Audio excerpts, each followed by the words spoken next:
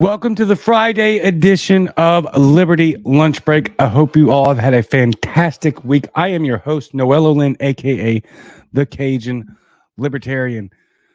Liberty Lunch Break, the topic du jour. What is the topic du jour? News report says crash test dummies aren't diverse enough.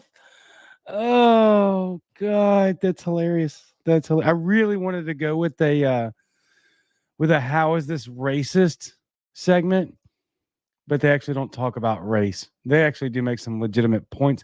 However, we are going to mock and deride them for having a ridiculous headline. So it is not going to be a how is this racist segment. Before we get started, please head over to Spotify, Apple Podcasts, Google Podcasts, and YouTube. Please subscribe, like the show, share it with your friends, because that's the best way to get the information out there. And let's have some fun on this fantastic Friday. This is from a Houston news site on March 14th. The new report is calling out the lack of diversity in crash test dummies, saying it could cost people their lives, according to the Government Accountability Office. Crash test dummies do not represent enough of the American population, including women and seniors. They also said the dummies don't adequately report or represent all body sizes. And that's really what this is getting to. It's a very tiny article. So we're going to have a very short but fun and hilarious time on this wonderful Friday.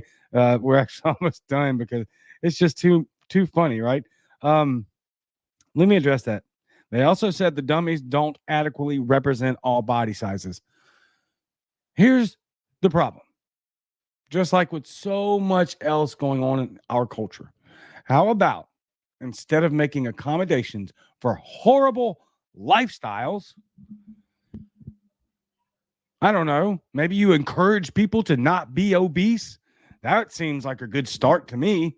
Seems like that would be the more appropriate response instead of making fat crash test dummies. But what do I know? What do I know? You know, we only have like the fattest country on the planet, the highest skyrocketing diabetes and cancer, all of that crap. Just okay. Let's keep going. The report states that male dummies weigh about 171 pounds, while the average man weighs 191. It also mentioned the physiological differences between men and women in the models. Oh, really? So you're telling me there's a difference between men and women? Color me shocked. I had no idea.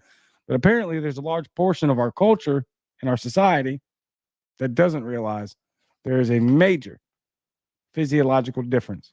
Many major physiological differences between men and women. Who knew? Oh, I don't know. Maybe the most sane of us that have been saying that for quite a while now. Amazing, amazing stuff. They can't. This is what happens when you have circular logic in an incoherent thought process. You can't even keep your virtue signaling in line with the rest of your garbage cultist thinking. That's what this is. It's just a cult. It's an absolute cult. This whole situation that we're dealing with, you know, when it comes to this kind of stuff and the other stuff, and you know what I'm talking about. The approved height and weight of crash test dummies approved by the National Highway Traffic Safety Administration is based on the data that's decades old, the GAO said. GAO is Government Accountability Office. Excuse me. Dummies first used in 1986 were designed to represent the mid-sized American man is now actually closer to the mid-sized American woman. So just everybody's fatter by a lot. Yeah, that's good. Because of these blind spots, the GAO said regulators have blind spots about how different body shapes and sizes are impacted in crashes, and that without changes, lives are at risk. And you know what? You may be right. You may be right. I mean, I don't know that I don't know that advancing the crash test dummies sizes are going to make a exorbitant amount of difference. I tell you what will though. You want to talk about the lives at risk part? Encourage people not to be fat. That'd be one. And I can speak from experience. I used to weigh 230 pounds at 5'10". So I don't anymore. I weigh 156. Yeah. And I am still a type 1 diabetic, by the way. So turns out that doesn't just go away. Yeah. Maybe stop making accommodations for bad, horrible lifestyles and encourage people to live healthily. That being said, I hope you have a fantastic weekend. This is great. The show is booming. Like I said, like, share, subscribe.